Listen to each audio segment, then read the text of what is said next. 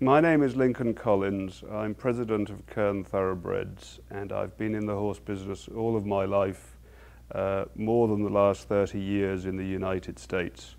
I do business around the world. We buy horses at sales throughout the world, and I advise clients both in the United States and in Europe.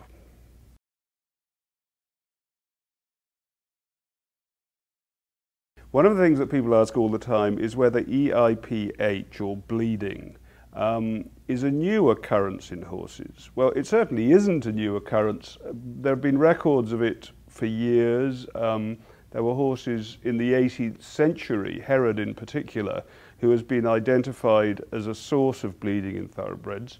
And it has been something that it's been the responsibility of breeders to try to exclude from the breed, not always successfully, but one of our aims as horse breeders is to breed the soundest horse possible. And one of the soundness issues that we have to deal with is EIPH, and it's, as I say, the breeder's responsibility to try to breed it out of their stock. If we don't know which horses are bleeding, because every single horse in every single jurisdiction in any class of race is allowed to run on Lasix, we have very little chance as breeders of excluding that undesirable characteristic from the breed. Now, this has international implications as far as the United States are concerned. Kentucky, and by extension the thoroughbred business in general in the United States, has a significant component of its profitability that is based on selling horses overseas. Those overseas buyers are increasingly wary of buying Kentucky-bred horses because they're concerned about the strong possibility that those horses may be bleeders when they race them in their own jurisdictions where Lasix is not allowed.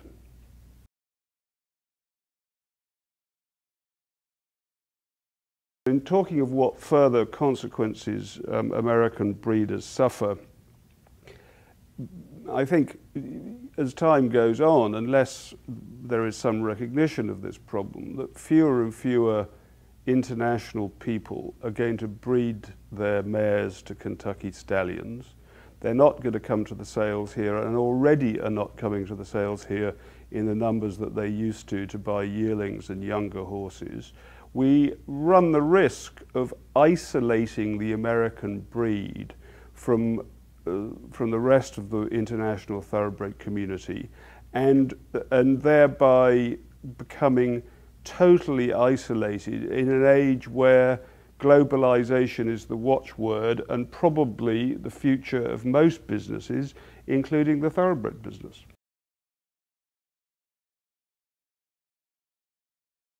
Well, I don't think there's any doubt that the perceived pervasive use, well, the perceived and actual pervasive use of medication in horses is something that is no longer acceptable to the public.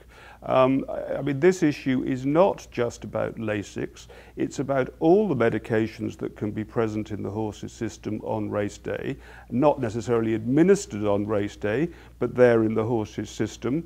It's about all the illegal medications which seem to be used at the moment. One hears rumours, and we all need to get together and make sure that we clamp down on all possible medication violations.